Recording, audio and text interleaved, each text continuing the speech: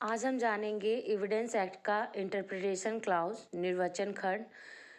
Total निर्वचन खंड में मैंने पहले भी बता चुकी हूँ कि 10 निर्वचन वर्ड हैं निर्वचन करने के लिए, तो जिसे मैं फिर से बता रही हूँ।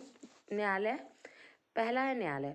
न्यायालय शब्द के अंतर्गत सभी न्यायाधीश और मजिस्ट्रेट तथा मध्यस्थों के सिवाय साक्ष्य लेने के लिए वैध रूप से प्राधिकृत सभी व्यक्ति आते हैं। यह परिभाषा पूर्ण नहीं है तथा केवल साक्ष्य अधिनियम पर ही लागू होती है। निम्नलिखित को न्यायालय माना गया है: सभी न्यायाधीश एवं मजिस्ट्रेट, जूरी जो न्यायाधीशों के साथ साक्ष्य लेने के लिए प्राधिकृत होते हैं, औद्योगिक विवाद अधिनियम की धारा 7 के अधीन गठित औद्योगिक अभिकरण, मद्रास वन अधिनियम 1882 की धारा 59 के अधीन वन अधिकारी, सिविल प्रक्रिया संहिता के आदेश 27 के नियम 17 के 1 के तथा दंड प्रक्रिया संहिता की धारा 284 से 289 तक के अधीन नियुक्त कमिश्नर।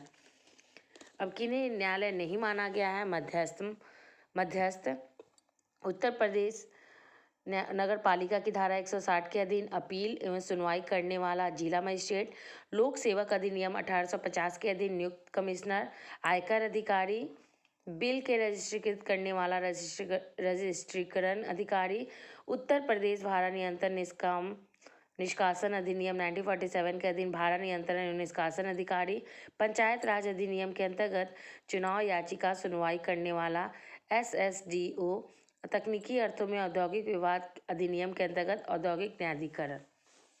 दूसरा जानेंगे तथ्य, फैक्ट। तथ्य से अभिप्रेत है, इसके अंतर्गत आती हैं ऐसा कोई वस्तु की अवस्था या वस्तुओं का संबंध जो इंद्रियों द्वारा बोधगम्य हो, कोई मानसिक दशा मेंटल कंडीशन जिसका भान कंसाइज किसी व्यक्ति को है। इस प्रकार तथ्य दो प्रकार के होते हैं: भौतिक या बाह्य तथ्य जो 5 इंद्रियों द्वारा बोधगम्य होते हैं, जैसा कि यह कि अमुक स्थान से अमुक क्रम में अमुक पदार्थ व्यवस्थित है, एक तथ्य है। यह कि किसी मनुष्य ने कुछ सुना या देखा, एक तथ्य है। यह कि अमुक व्यक्ति ने अमुक शब्द कहे, एक तथ्य है। मानसिक या आंतरिक तथ्य, जैसे यह कोई मनुष्य अमुक राय रखता है, एक तथ्य है। यह कि कोई मनुष्य अमुक आशय रखता है, एक तथ्य है। साक्ष्य विधि में तथ्य का एक महत्वपूर्ण स्थान है, क्योंकि समस्त अधिकार एवं दायित्व तथ्यों पर आश्रित होते हैं तथा उन्हीं से वे उद्भूत होते हैं। तथ्य भौतिक अथवा बाह्य और मनोवैज्ञानिक तथा आंतरिक हो सकते हैं। भौतिक तथ्यों को जहाँ मौखिक तथा परिस्थितियों साक्ष्य द्वारा साबित किया जा सकता है, वहीं मनोवैज्ञानिक तथ्यों को केवल परिस्थिति साक्ष्य द्वारा साबित किया जाता है। तथ्य धनात्मक अथवा ऋणात्मक भी हो सकते हैं। किसी वस्तु की स्थिति या अस्तित्व में होना धनात्मक तथा ना होना ऋणात्मक तथ्य है। सुसंगत, रेलिवेंट। एक तथ्य दूसरे तथ्य से सुसंगत तब कहा जाता है जब तथ्यों को सुसंगत संबंधित इस अधिनियम में उपबंध के निर्दिष्ट प्रकारों में से किसी भी प्रकार से वह तथ्य या दूसरे तथ्य को सशक्त है। जैसे इंग्लैंड की साक्ष्य विधि के अंतर्गत सुसंगत साक्ष्य का अर्थ है वैसे साक्ष्यों से होता है जो तर्क द्वारा लॉजिकली सुसंगत हो। भारतीय साक्ष्य अधिनियम में सुसंगत शब्द की कोई परिभाषा नहीं दी गई है, बल्कि धारा 3 सुसंगत तथ्यों को केवल स्पष्ट करता है। धारा 3 के अनुसार एक तथ्य दूसरे तथ्य से सुसंगत तब कहा जाता है जबकि तथ्यों की सुसंगति रेलिवेंसी ऑफ फैक्ट से संबंधित इस अधिनियम के उपबंधों धारा 6 से लेकर 55 में दिए गए प्रकारों में किसी भी प्रकार से वह तथ्य दूसरे तथ्य से जुड़ा हुआ हो, या तथ्य विवादक तथ्य तार्किकता के आधार पर जुड़े हुए हो, जो कि धारा 5 से 10 है। स्वीकृतियाँ तथा असंस्वीकृतियाँ धारा 17 से लेकर 31। उन व्यक्तियों का कथन जिन्हें साक्ष्य में बुलाया नहीं जा सकता है 32 और 33। विशेष परिस्थितियों में दिए गए कथन 34 से 39। न्यायालय के निर्णय 40 से 44। अन्य व्यक्तियों की राय 45 से 51 एवं सील की सुसंगत धारा 52 से 55। विधि की दृष्टि से सुसंगत तथ्य वे तत्व हैं जो स्वयं विवादक तथ्य नहीं होते, अर्थात मुख्य विवाद विषय प्रिंसिपल मैटर इन डिस्प्यूट नहीं होते, बल्कि विवादक तथ्य को इस प्रकार संबंधित होते हैं कि जब उसे विवादक तथ्य अधिसंभाव या प्रोबेबल अथवा अधिसंभाव हो जाते हैं। इस प्रकार सुसंगति के दो अर्थ हैं: साग्राह्य एवं सुसंगत तार्किक। सुसंगति एवं ग्राह्यता, रिलीवेंसी एंड एडमिसिबिलिटी।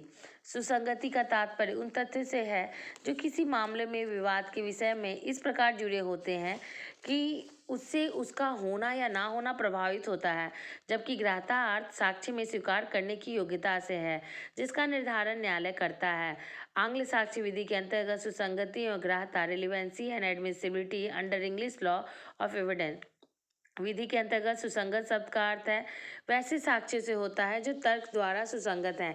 कभी कभी सुसंगत शब्द का प्रयोग ग्राह्य के रूप में भी किया जाता है, परंतु इंग्लैंड की साक्ष्य विधि के अंतर्गत सुसंगति एवं ग्राह्यता शब्द पर्यायवाची या एक ही अर्थ रखने वाले, परस्पर बदलने वाला, सिनोनिमस और को एक्सटेंसिव और इंटरचेंजेबल नहीं है, क्योंकि आंग्ल साक्ष्य विधि के अंतर्गत बहुत से तथ्य ऐसे हैं जो तर्क के आधार पर सुसंगत तो हैं, परंतु लोकनीति के आधार पर उन्हें ग्राह्यता नहीं बनाया गया है, अर्थात सुसंगत होते हुए भी उस तथ्य का साक्ष्य नहीं दिया जा सकता। इंग्लैंड में इसे निषेध का नियम, रूल ऑफ एक्सक्लूजन के नाम से भी जाना जाता है तथा यह निम्नलिखित है। अनुसूचित साक्ष्य साक्ष्य नहीं है। हेयर से एविडेंस इज नो एविडेंस। पूर्व से मिलता जुलता तथ्य साक्ष्य नहीं है। Post similar fact are no evidence. पक्षकार के चरित्र से संबंधित तथ्य साक्ष्य नहीं है। Character of parties is no evidence. साक्षी गवाहों की राय साक्ष्य नहीं है। और opinion of witnesses is no evidence. आंग्ल विधि की यह नियम है कि प्रत्येक परिस्थितियों के सर्वोत्तम साक्ष्य दिया जाना चाहिए, अतः वैसा साक्ष्य ही सर्वोत्तम साक्ष्य नहीं है। तर्क के आधार पर सुसंगत होते हुए भी साक्ष्य के रूप में ग्राह्य नहीं होते, परंतु इस नियम के कुछ अपवाद भी हैं। इस प्रकार यह स्पष्ट है कि इंग्लैंड में साक्ष्य विधि के अंतर्गत सुसंगति एवं ग्राह्यता के अंतर्गत तथा दोनों शब्दों में प्रयोग एक अर्थ में नहीं किया जा सकता।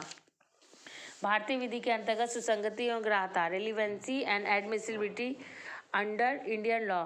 आंग्ल विधि में विभिन्न भारतीय साक्ष्य विधि के अंतर्गत सुसंगति के लिए तर्क का कोई स्थान नहीं है, क्योंकि भारतीय साक्ष्य अधिनियम की धारा 5 स्पष्ट रूप से प्रावधान करती है साक्ष्य केवल विवादक तथ्यों, सुसंगत तथ्यों का ही दिया जा सकता है।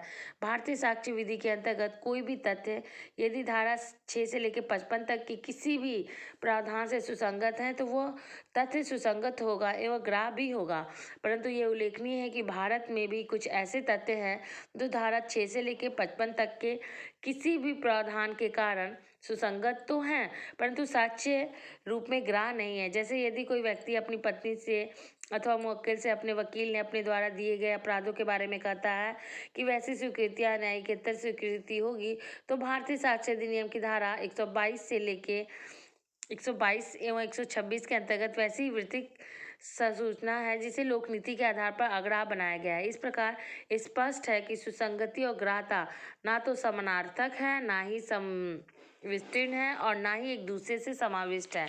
विवादक तथ्य, फैक्ट इन इशू, विवादक तथ्य से अभिप्रेत है। इसके अंतर्गत आते हैं ऐसा कोई तथ्य जो अकेले ही या अन्य तथ्यों के संसर्ग से ही किसी भी ऐसे अधिकार, दायित्व या निर्योग्यता जिसका किसी वाद या कार्रवाई के प्रख्यान का प्रत्याख्यान किया गया हो, अस्तित्व, अनस्तित्व, प्रकृति के विस्तार की उत्पत्ति अवश्यम्य होती है।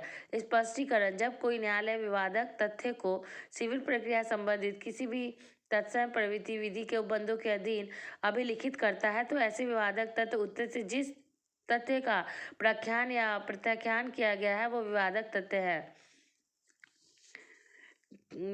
एग्जाम्पल में ख की हत्या का अभियुक्त है, ख की हत्या का क अभियुक्त है। इसके विचारण के निम्नलिखित तथ्य विवादक तथ्य हो सकते हैं।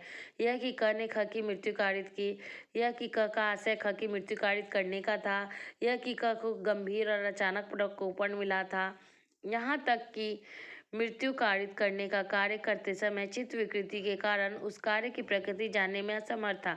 वे तथ्य जो पक्षकारों के बीच विवादग्रस्त होते हैं अथवा किसी वाद के एक पक्षकार द्वारा बातें कही या प्रतिज्ञान की जाती है, दूसरे पक्षकार को इनकार की जाती है, तो विवादक तथ्य हैं। सिविल प्रक्रिया संहिता विवादक और न्यायालय द्वारा आदेश 14 नियम 1 से 7 के अंतर्गत विवादक की विरचना द्वारा निश्चित किए जाते हैं।